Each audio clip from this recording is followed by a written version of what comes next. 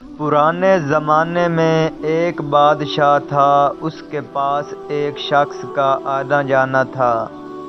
جب کبھی وہ بادشاہ کے پاس آتا تو بادشاہ کے بازو میں ہی بیٹھتا اور کہتا کہ اے بادشاہ، اچھے لوگوں کے ساتھ اچھا سلوک کرو، کیونکہ برے لوگوں کے لیے ان کی برائی ہی کافی ہے۔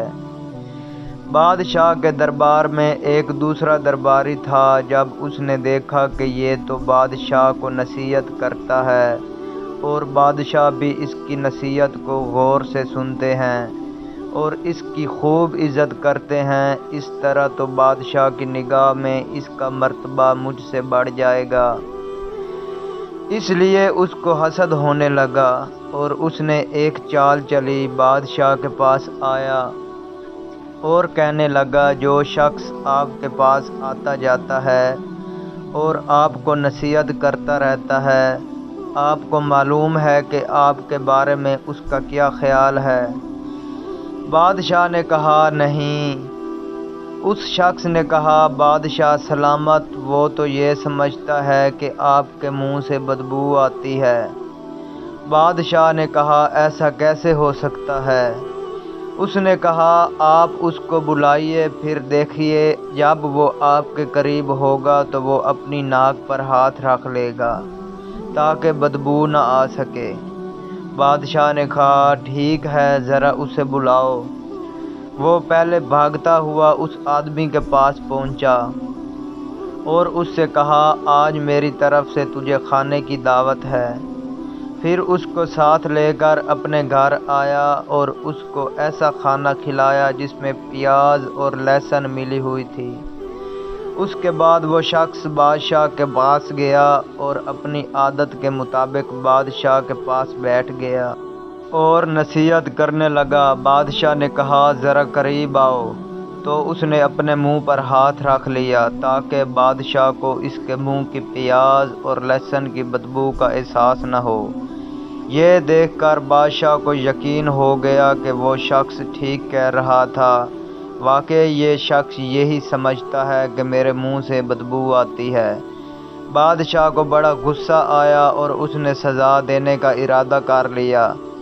بادشاہ کی عادت تھی کہ انعام کے لیے شاہی حکم لکھ کر دیتا اور سزا کے لیے زبانی حکم کرتا، لیکن معاملہ کو راز میں رکھنے کے لیے اس نے سزا کے لیے اپنے نمائندے کو خط لکھا، جس میں یہ لکھا تھا، جو شخص تمہارے پاس یہ خط لے کر آئے، اس کو قتل کر کے اس کی کھال میں بھوسا بھر کر بھیج دو۔ اور پھر وہ خط اس شخص کو دے دیا اور کہا، فلاں کو جا کر دے دو۔ راستے میں اس کی ملاقات اس حاسد سے ہو گئی جس نے بادشاہ کے سامنے چال چلی تھی۔ تو اس نے پوچھا، یہ کیسا خط ہے؟ بادشاہ نے تو یہ انعام میرے لیے لکھ کر دیا ہے، اس لیے یہ مجھے دے دو۔ چنانچہ اس نے وہ خط اس کو دے دیا۔ پھر کیا تھا، اس نے خوشی خوشی اسے لیا اور بادشاہ کے نمائندے کے پاس پہنچا۔ نمائندے نے کہا، اب تمہیں قتل کروں گا، کیونکہ اس میں لکھا ہے کہ میں تجھے قتل کر دوں اور تیری کھال میں بھوسا بھر کر بادشاہ کے پاس بھیج دوں۔ پھر تو وہ چیخنے چلانے اور رونے دھونے لگا اور کہنے لگا، یہ خط بادشاہ نے میرے لیے نہیں لکھا، اگر آپ چاہیں تو معلوم کر لیں۔ اس نے کہا، بادشاہ کے خط آ جانے کے بعد تحقیق کی کوئی ضرورت نہیں ہے۔ آخرکار اس نمائندے نے اس کو قتل کر دیا۔ اگلے دن جب وہ نصیحت کرنے والا شخص بادشاہ کے پاس آیا تو بادشاہ کو بہت حیرت ہوئی۔ اس نے پوچھا، تم یہاں، وہ خط کہاں ہے؟ تب اس نے بادشاہ کو ساری کہانی بتائی کہ ایک شخص سے میری ملاقات ہوئی، اس نے مجھ سے وہ خط مانگ لیا کہ دے دو، میں پہنچا دوں گا۔ چنانچہ میں نے وہ خط اس کو دے دیا۔ پھر بادشاہ نے اس سے پوچھا کہ وہ تیرے بارے میں کہتا تھا، تو یہ کہتا ہے کہ بادشاہ کے منہ سے بدبو آتی ہے؟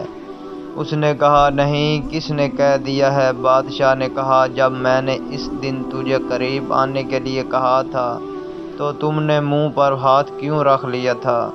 تو اس نے دعوت اور لہسن و پیاز کھانے والی بات بتا دی۔ بادشاہ سمجھ گیا اور یہ سچا آدمی ہے، وہی اس کا حاسد تھا اور اپنے انجام کو پہنچ گیا، اس لیے یہ صحیح کہہ رہا تھا کہ برے کے لیے اس کی برائی ہی کافی ہے۔